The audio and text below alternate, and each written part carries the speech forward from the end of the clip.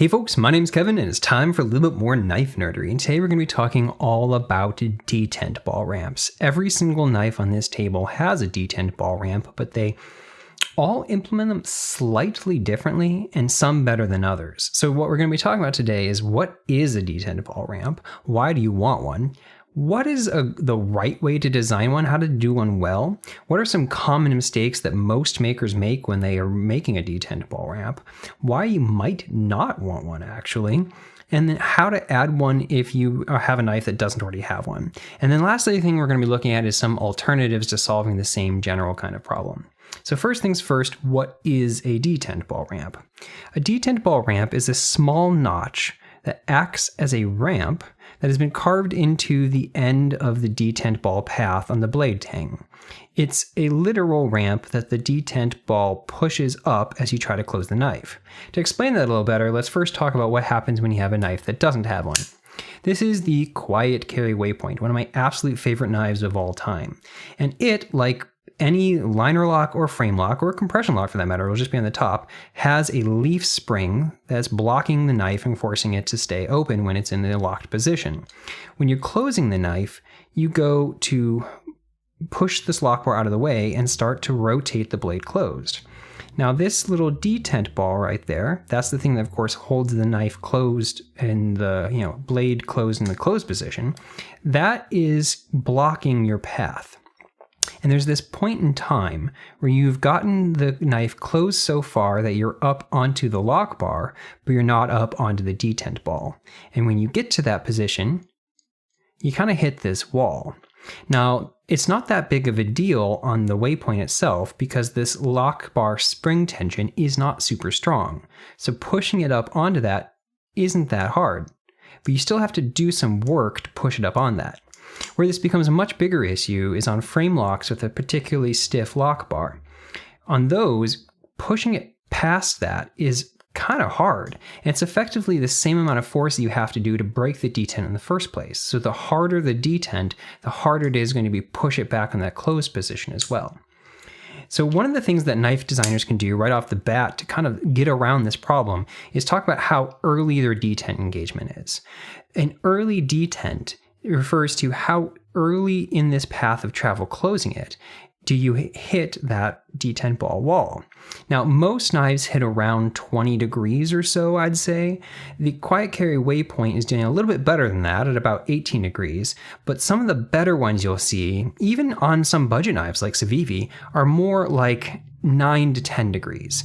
And the reason why this is solving that problem in a way is because if the detent ball engagement is really, really early, then you've probably already passed that detent ball by the time that you would normally comfortably take your finger out of the way.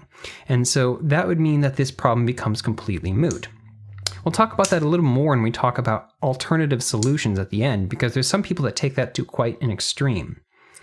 Now, instead, what a lot of folks will do, actually that's not true.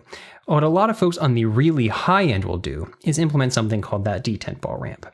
That detent ball ramp is solving this problem by making it so that the detent ball doesn't have to pop up over this tang, instead just glides up this ramp, which makes that, instead of like a bump, it makes it a smooth transition. But how you design that notch is going to have a really big impact on how this works.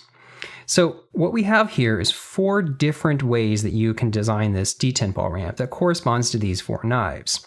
On the far left, we have what is kind of an ideal situation. The ideal detent ramp will be sufficiently deep in this dimension to completely clear this detent ball. What that means is that there won't be any bumping up to get onto the ramp itself. Then it'll be sufficiently long in this dimension so that you have a relatively shallow slope that you're pushing up, so it doesn't require a whole bunch of force, and this angle at the top when you transition off the end of the ramp and onto the tang itself won't be particularly sharp. You won't feel a big bump. An example of a knife that does that pretty well is this tactile turn rock wall. Now, the original rock walls didn't have detent ball ramps, but they added those later on, and they did it basically perfectly. This is the kind of thing where as you go to push it up, there is no bump to get onto the ramp whatsoever. And it's long enough, the top is right about there, that the transition off is pretty darn smooth. You can definitely feel that transition, but it's a really pretty minor bump to go over the top of it. Now, a very common mistake that knife makers will make is to make this depth not long enough. And that's like what we have here on this Giant Mouse Ace Riv made by Riot. There is not a deep enough initial positioning of the detent ball ramp so that getting up onto the ramp itself requires some amount of bump. Now this is way less bump and force of a bump to get over than it would be had there be no ramp at all, but you still have to do some amount of bump to get up onto the ramp itself. Once you're there though, it's sufficiently long, and in fact this one's so long that you can barely feel the end of it. It does even a little bit better job of that than the Rockwall did. And so there's a little bit of bump to get on, and then an almost imperceptible bump to get off. Now, the next most common mistake that makers will make is to have the length dimension wrong. So in this case, that's sufficiently deep, there's no bump to get on, but the length of the ramp itself is so much shorter that it's a steeper ramp requiring more force to push up, and this angle here is a lot harder. And that's like something what we have here on the Brad Southard Mini Tolk. So there is absolutely no bump whatsoever to get up onto the ramp. That feels great. But the ramp ends right there, almost immediately. And so as a result, there's a really pretty significant bump to get off the end. You can even hear it clicking. And so they've done a really good job at the beginning part and accidentally messed up the end. The vast majority of knife makers don't put a detent ball ramp on at all, but the ones that do are almost always making one of these two mistakes, or most likely a combination of the two. This blade I showed you at the beginning, this is from the Kaiser G, the evolution of the Genie. This is making both of them at the exact same time. It's not deep enough or long enough, and so you get a bump to get on and a bump to get off. One of the rarest ways to find this done is like what you find over here on any of the Olamic knives. In this case, the detent ball is sufficiently deep in this dimension that there's no bump to get on. Instead of going for a particularly long one, to solve that final transition problem, they've come in and very carefully manually rounded this out. The result is that when you go to close this, there is no bump to get on. It's relatively short, but there is absolutely no perceptible like coming off of the ramp position at all. They've gone in and like smoothed it into the point where there is absolutely no transition here. Now this requires a lot more work. This is the kind of thing you normally only find on really high-end knives like this that have a lot of custom hand-done finishing work, because that is a lot harder. But the result, ooh, that is just gorgeous. There is zero resistance. Ooh, absolutely love it. But still, absolutely none of these are truly perfect. The absolute perfect detent ball ramp would be some kind of combination of these two. The fact that this one is as shorter as it is means that you still have a relatively steep ramp to push up, and it's a relatively stronger amount of force you have to do to push it up that. So it would be even better if it was a longer ramp like this, but that had that manual effort of closing off that gap right there and rounding that little end bit off. I've yet to encounter a knife that has a truly, absolutely perfect one, but these ones are both so good that I would say these are effectively perfect. So I wanted to get even nerdier for a moment and talk about why exactly a longer detent ramp makes it easier to push this blade closed, or put differently, to push that detent ball up the ramp. And one way of talking about it is through the physics concept of work. And yeah, there's an actual physics definition to the word work. In particular, we're going to be talking about the distribution of that work. Work is a measure of the amount of energy that's expended to displace an item a certain distance by applying force to it. And an analogy that people often use is carrying a heavy rock up a hill. That rock is heavy because gravity is pulling straight down on it. So in order to lift it up the hill, carry it up the hill, you have to counter that gravitational force and apply your own force upward. And the displacement distance is the height of the hill. You're carrying it from the bottom to the top. And the exact same thing is happening here as you're pushing a detent ball up the ramp to get onto the blade tang. Instead of having gravity pulling down on the rock, you have the lock bar pushing down on the detent ball. And yeah, technically speaking, the lock bar is moving at this kind of rotational angle, but over the very short displacement distances we're talking about, it's basically straight up and down. So the same thing works here. The important thing to recognize is that displacement distance is measured exclusively in the direction of that force that you're overcoming. And what that means is the only measurement that matters is the height of that lock bar. Work is force times displacement, so it's lock bar strength times ramp height. And that means that the amount of work that you're doing to push that detent ball up this short, steep ramp versus the amount of work to push it up this long, shallow ramp is the exact same amount of work. What's different is how that work is distributed. When you make the ramp twice as long, you're distributing the same amount of work over twice the distance. And that means for each angle of rotation that you close the blade, you're having to do half as much work per unit distance. And this is something that you encounter in real life. Like, let's say the heavy object you're lifting up the hill is you're hiking. And there's a reason why steep mountains have switchbacks the entire way. And it's because you're taking that same that same displacement energy of carrying your body to the top of the hill and spreading it out over a longer distance. So you're having to do less work per unit length. But there's another thing going on here. You can see that as you make this longer, you're also making this angle here shallower and shallower. Now, when you go to close a blade like this, you can only push the blade in one direction. Your force is always going to be in this sideways closing direction. It's always going to come in from that side. But by changing the angle of this ramp here, you're changing what portion of your sideways force is acting on the ball in the direction you actually care about. Because when you have a really steep ramp like this, a very large portion of your force is pushing on the side of the ball and pushing the ball that way. And remember, the ball can't go that way. It's fixed in place. It's press fit into a lock bar. The only way you can actually go is up, and only a small portion of your force is actually in that upward direction. The more that you make this shallower like this, the more you're angling your force upward. And so a larger portion of your force is going to be pushing the ball in the direction you want it to actually move. So for one, you're changing the amount of work that needs to be done per unit distance. And for two, you're changing how much of your force is working towards achieving that displacement. So you have less force needed to achieve the same amount of displacement and less displacement needed per unit distance. And so as a result, both of those things work together to make it easier to close the blade. So now let's talk about why you might not want a detent ball ramp, because it sounds great and almost everyone talks about these things as if they are, universal goods. But there's a couple of reasons why you might not want it.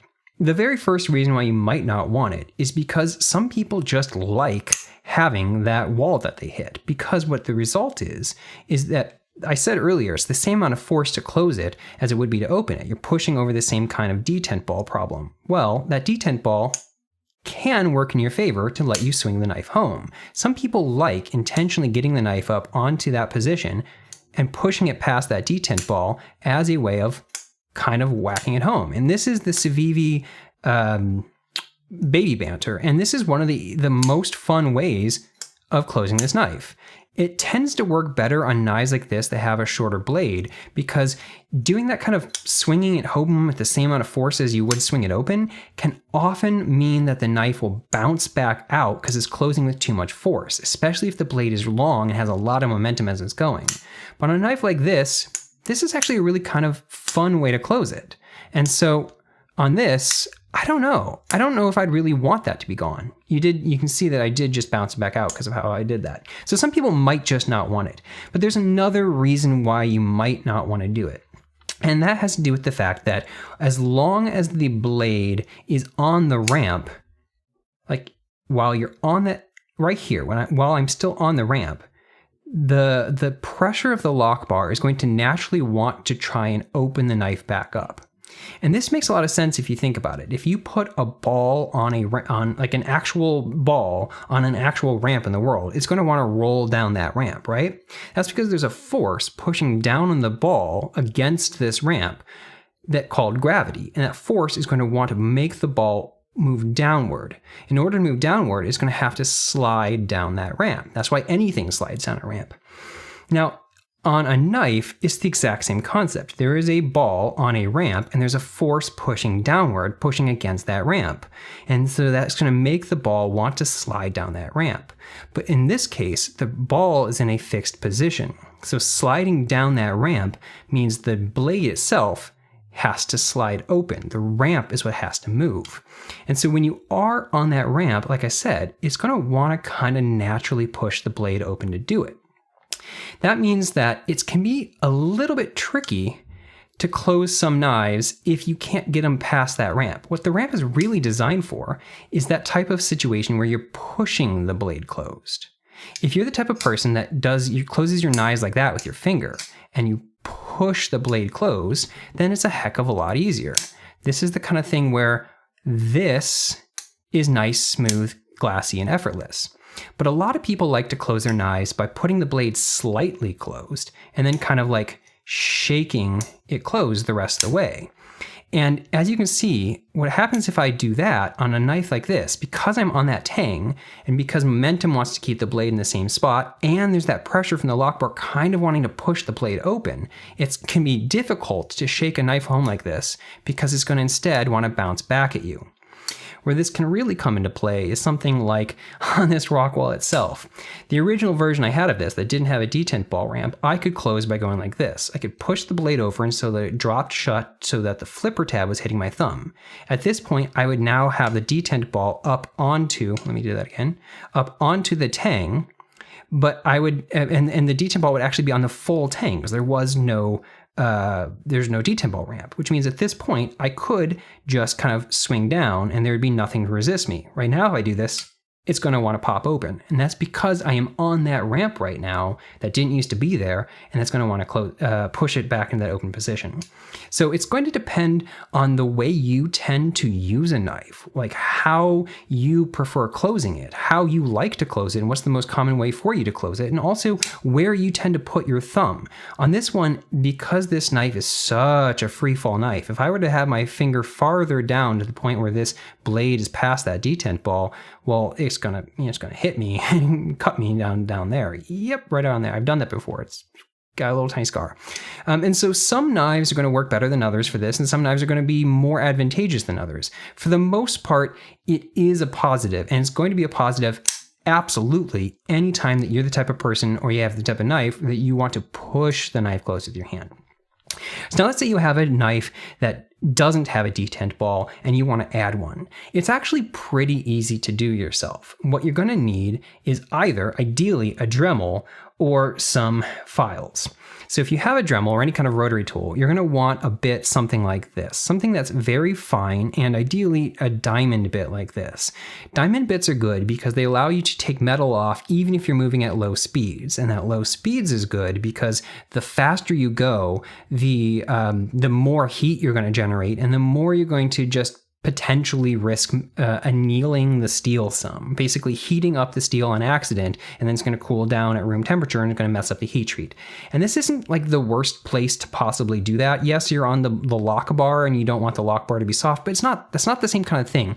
Where you really worry about that is on the edge of the knife, where you're talking about the edge retention possibilities. So it's not something I would say you really need to worry too much about. But the bigger thing is that with a diamond bit, that you can just go slow and take your time, and it's not going to be something that you really need to get too concerned about. You can do this pretty easily, and with a diamond bit, it's going to also go pretty fast. You can also use something like this. This is a little tiny ball bit.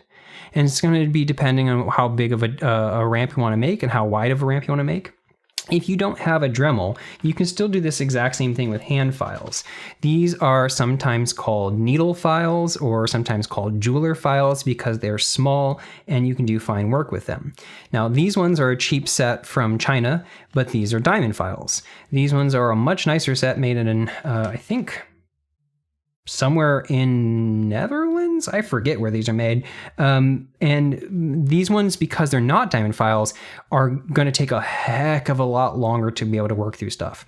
If you're going to do any kind of mod like this, I highly, highly recommend you try it first on a knife you care less about. The other thing about that is I recommend you try it first on a knife that has a lot softer steel, because it's going to go faster there and you're going to get a better sense of what the motions are. The actual actions that you take to do this mod are going to be exactly the same, whether you're working with a really, really soft steel like 7CR, or if you're working on something really hard like M390. It's just going to take longer to do it. And so you'll get a better sense of it and it'll be easier on a practice knife.